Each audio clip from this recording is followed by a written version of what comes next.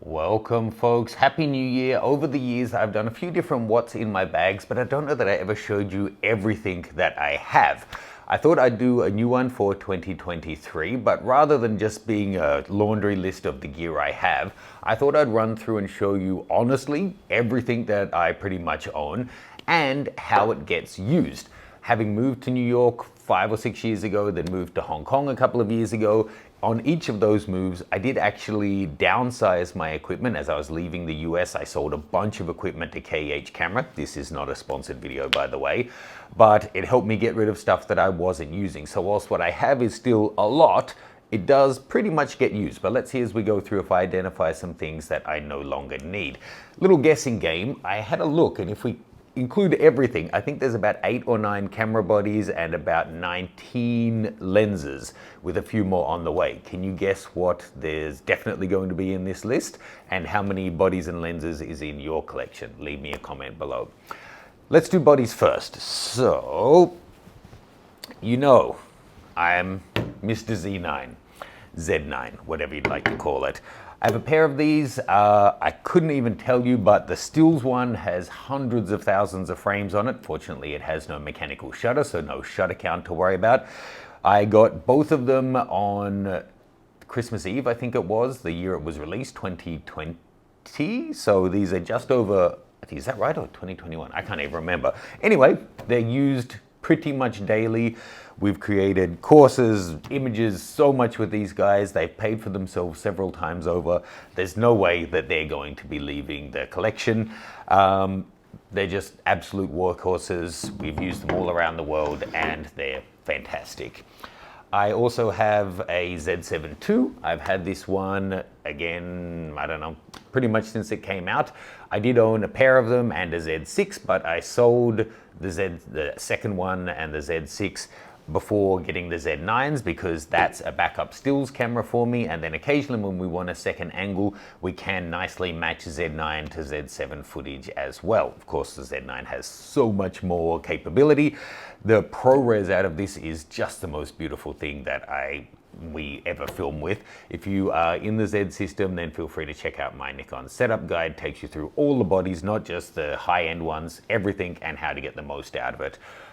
Just a note on what we're filming with today, if it looks a little differently. My main camera today is a Canon RX6 Mark II with the 28-70 f2, and the secondary camera is the A7R5 with the 50mm 1.2. They're both on loan for reviews, and because I want to show you everything I have, we're using them instead. Also, I have this old guy. So, D700, legend of a camera. This is my Sir Clix-a-Lot when we do our kind of more budget videos, not using the latest and greatest gear. That's one that I often bring out. That's rocking a 50mm 1.4 Nikon Kogaku lens, fully manual. I bought that in Hong Kong on an earlier trip before I moved here for like $100 or something like that. Great lens, and it is a nice pairing for this guy because, you know, I can't use my mirrorless lenses on this and I don't have too many f-mount lenses still in the kit. You'll see those shortly though. I then also have this beauty. This is my Nikon FE. I've owned these on and off over the years. I think I have another one back in Sydney as well.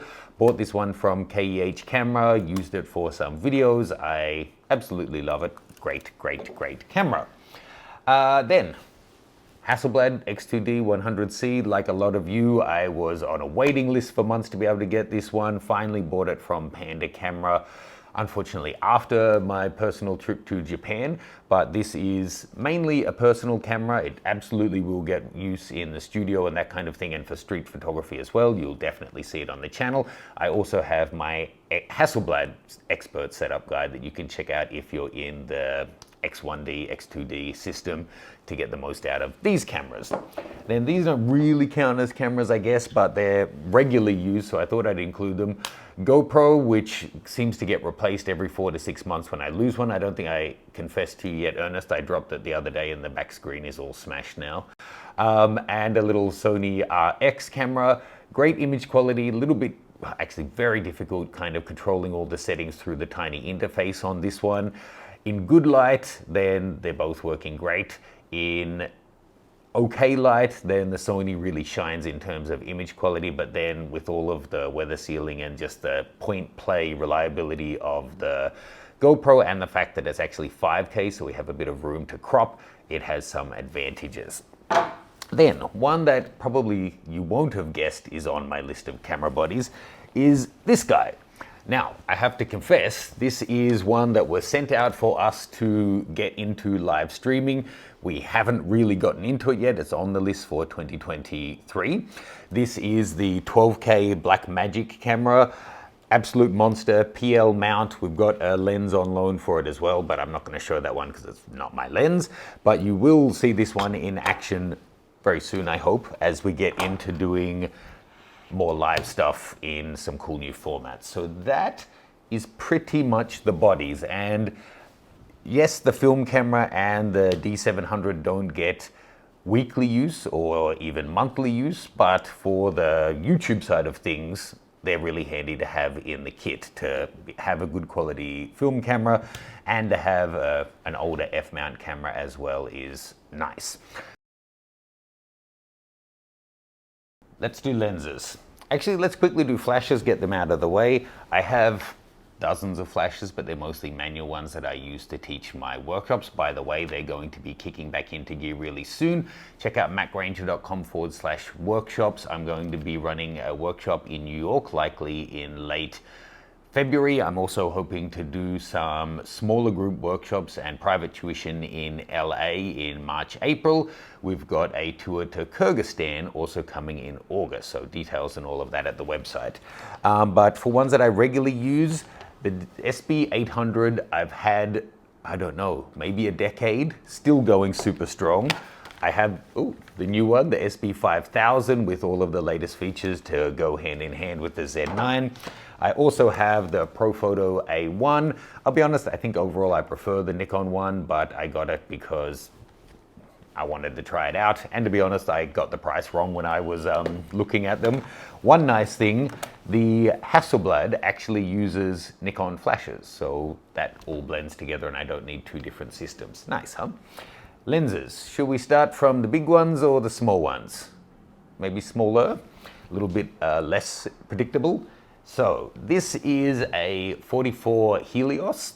If you saw, I did a video a while back where a friend of mine was able to get me like 6 or 8 of these direct from the Ukraine, and he sent them all over, and they were outwardly, there was some similarities, some differences, but optically they were so different. So after doing that, I just kept the one that I liked the character and quality of best, which if you watch that video, it's Jerome, still has his name tag on. And I resold or gave away all of the rest.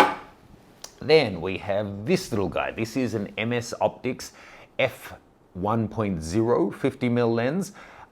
It's really swirly, bit soft, really ethereal. I got this for myself as a gift. These are handmade by one guy in Japan. Pretty cool story. They're a Leica M mount, but then they adapt to all different things, and it's pretty sweet. Let's see. This is Leica's own. This is the previous generation 35mm Summilux. That means it's a 35 f1.4.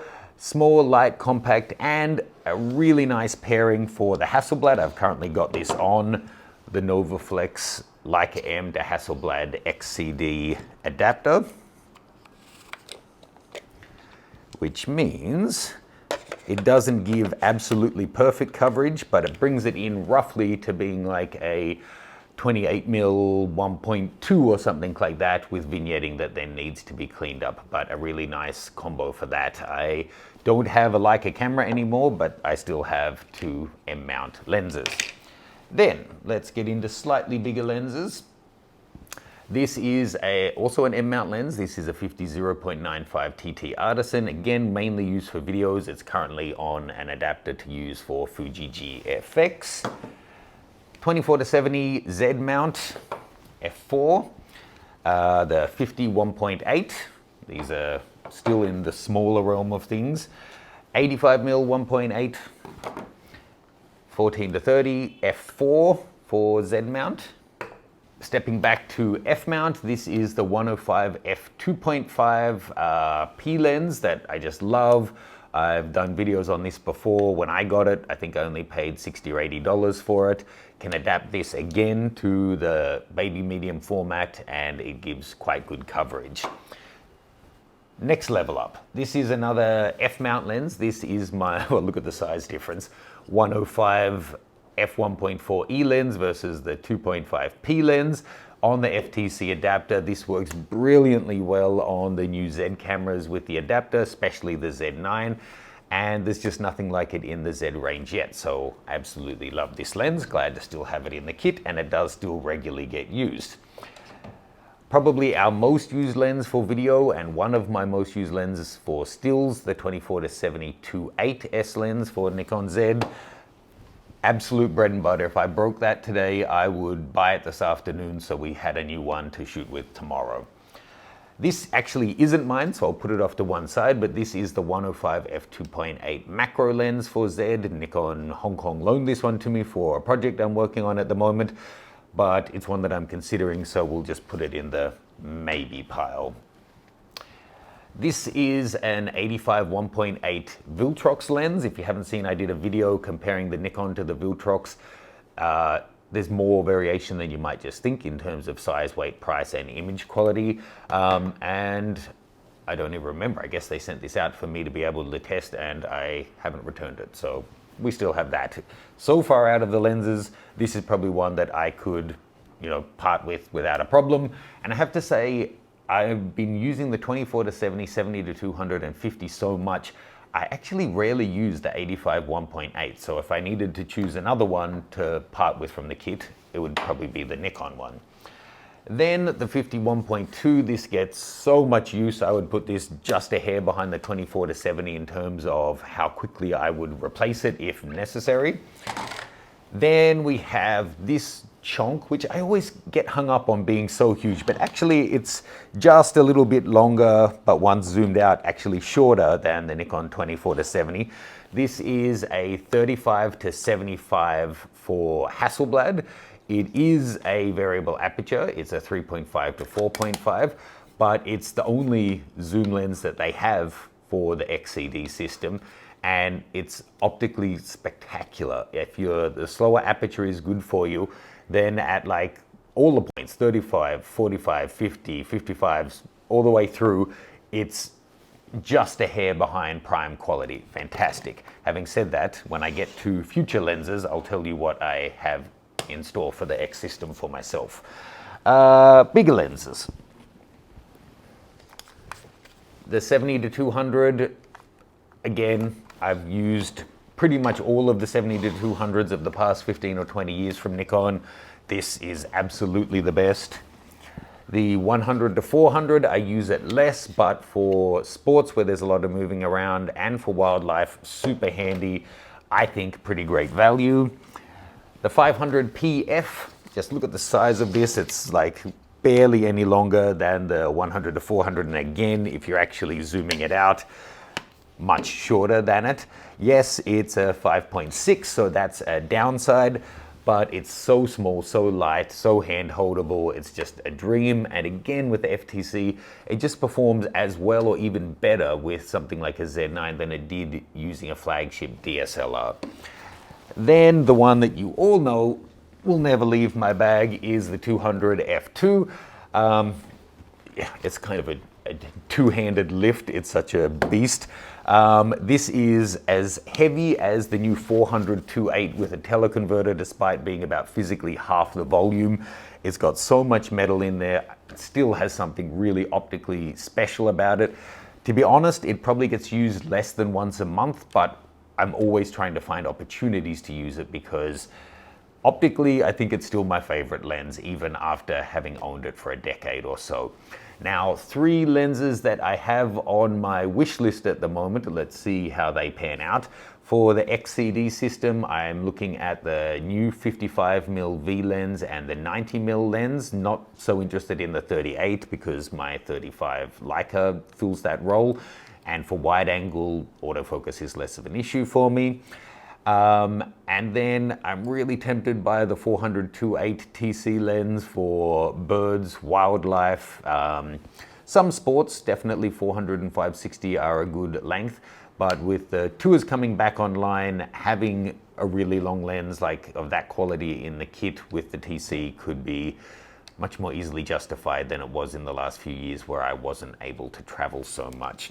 So that's pretty much my kit. I know it's a lot. Let's say, if I had to get rid of 2 bodies and 3 lenses, I guess I would go with just based on how much I'm using them, I guess I would go with the FE and then either the D700, although that's actually both of these are such legends. They're nostalgia cameras. If I had to get rid of ones that I'm not using a lot, it would be those 2. If I had to get rid of the ones that don't bring me joy, it would probably be, well, obviously the action cameras, the Z7 and maybe the Blackmagic, because these guys all do bring me a lot of joy. In terms of lenses, I could do without the Helios. It gets so little use. I could do without the TT Artisans. I could do without both of the 85 mils. Flashes I kind of need. I don't own the macro, so obviously that could potentially go. The others get a lot of use or have that nostalgia factor. Having said that, no, I'm not planning to send these out as part of a audience giveaway. Let me know what you're shooting with. Have you been through this process to think about what you're actually using, what you need, and how you could pare your kit back? Check out the workshops that are coming, my Nikon setup guide and also the Hasselblad one. Links for them will be below, along with my 2 new courses that we launched, Educating Steph, and for 20 years now, 15 of those professionally. When you add one thing every year or 18 months, you end up with this much equipment. So it's not that you need this to get started. Don't be discouraged. Use what you have and buy according to the needs and gaps that you have in your kit and what you're currently shooting. Cheers, guys.